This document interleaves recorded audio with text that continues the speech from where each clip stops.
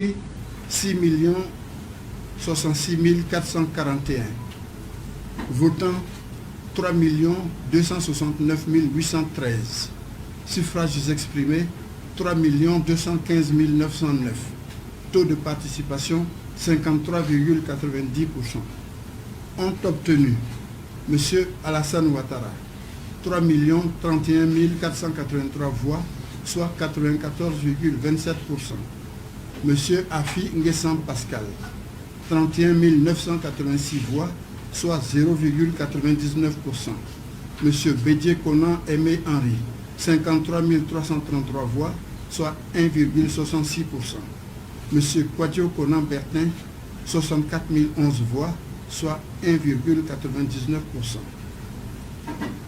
Considérant qu'au terme des articles 51 in fine et 127 alinéas 2 et 3 de la Constitution, le Conseil constitutionnel contrôle la régularité des opérations de l'élection du président de la République, statue sur les contestations irrelatives et en proclame les résultats définitifs.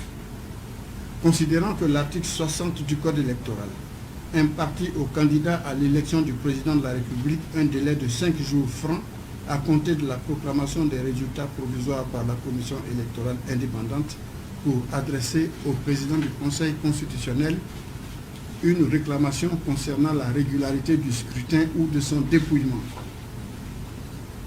Considérant que le 3 novembre 2020, la Commission électorale indépendante a proclamé les résultats provisoires du scrutin du 31 octobre 2020 et a transmis au Conseil constitutionnel à cette même date les procès-verbaux de dépouillement des votes ainsi que les pièces qui en constituent les annexes. Qu'à la même date du 3 novembre 2020, le Conseil constitutionnel a fait diffuser un communiqué par voie de presse écrite, audiovisuelle et numérique pour informer les candidats que leurs réclamations éventuelles étaient attendues du mercredi 4 novembre 2020 au dimanche 8 novembre 2020 inclus. Que toutefois, pendant ce délai de 5 jours, la juridiction constitutionnelle n'a enregistré aucune réclamation émanant d'un candidat. Considérant par ailleurs qu'à l'issue de l'examen par le Conseil constitutionnel des procès-verbaux de dépouillement des votes, aucune observation émanant des responsables des bureaux de vote ou des représentants des candidats n'a été relevée sur les 10 procès-verbaux, dont la quasi-totalité porte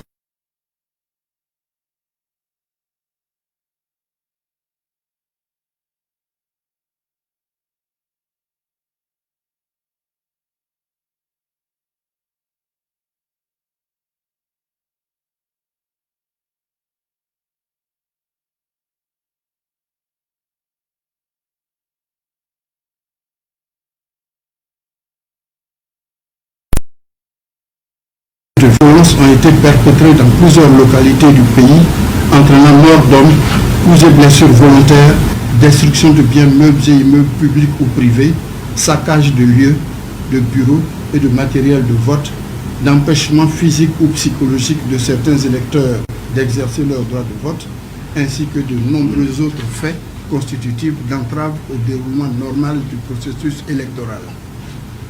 Qu'en raison de ces événements, la Commission et l'ensemble des 7 495 082 électeurs inscrits sur la liste électorale, mais seulement pour 6 066 441 électeurs répartis entre les 17 601 bureaux de vote au lieu de 22 381 initialement prévus. Considérant que la violence des acteurs de la désobéissance civile et du boycott actif a parfois constitué effectivement un obstacle insurmontable pour l'organe en charge des élections.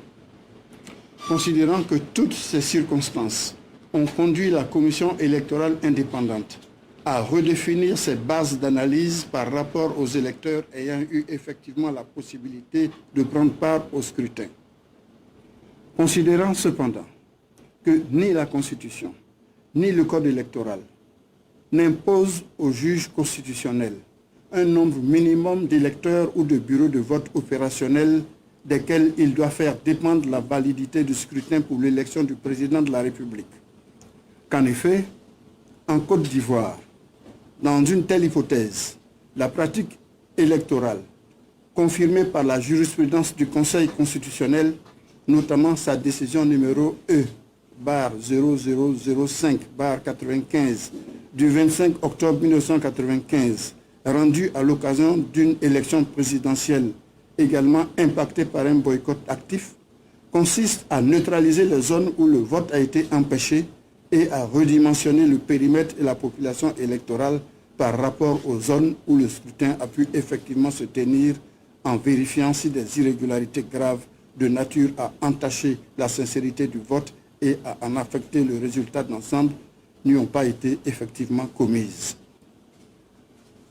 Considérant que cette pratique et cette jurisprudence présentent les avantages d'abord de respecter la lettre et l'esprit de l'alinéa 12 du préambule de la Constitution, à travers lequel le constituant proclame solennellement que l'élection démocratique est le moyen par lequel le peuple choisit librement ses gouvernants. Ensuite, d'être conforme à l'article 50 de la Constitution qui dispose que la souveraineté appartient au peuple et qu'aucune section du peuple ni aucun individu ne peut s'en attribuer l'exercice.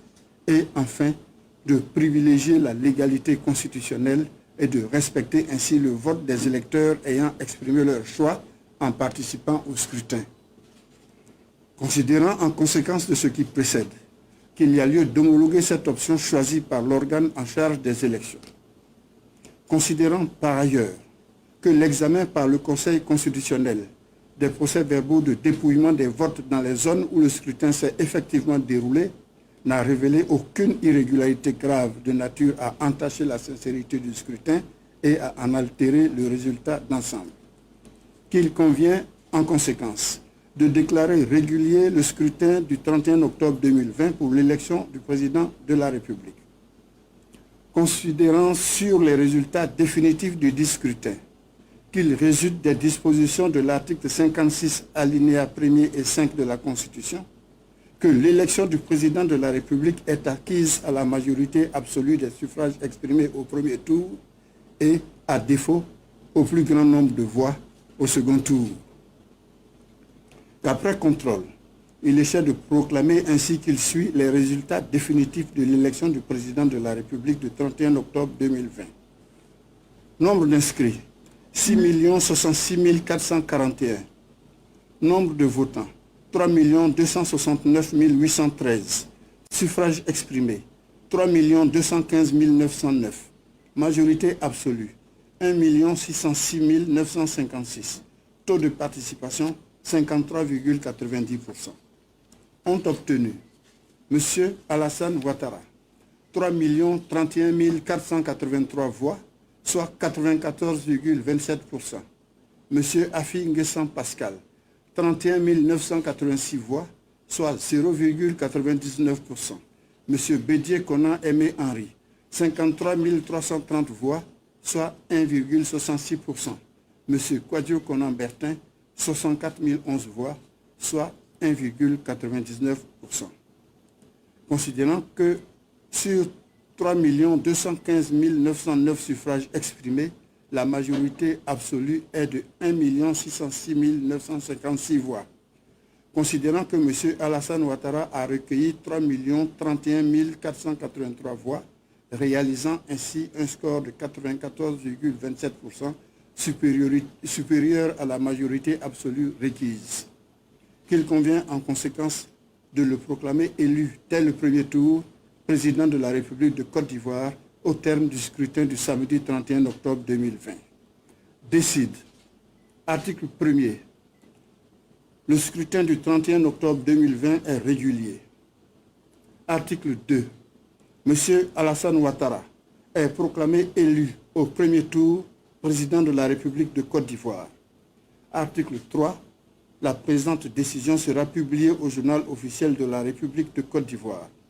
Décision délibérée par le Conseil constitutionnel en sa séance du 9 novembre 2020 où siégeaient Mesdames et Messieurs, Mamadou Koné, président, Jacqueline Loès Oble, conseiller, Ali Touré, conseiller, Kwa Diéhi Vincent, conseiller, Assata Koné, épouse Silué, conseiller, Rosalie Kwame Kindo, épouse Zalo, conseiller, Mamadou Samassi, conseiller, assisté de M. Kamara Siaka, secrétaire général du Conseil constitutionnel, qui a signé avec le président. Voici donc la décision proclamant les résultats définitifs de l'élection du président de la République du 31 octobre 2020. Mesdames et messieurs, je vous remercie.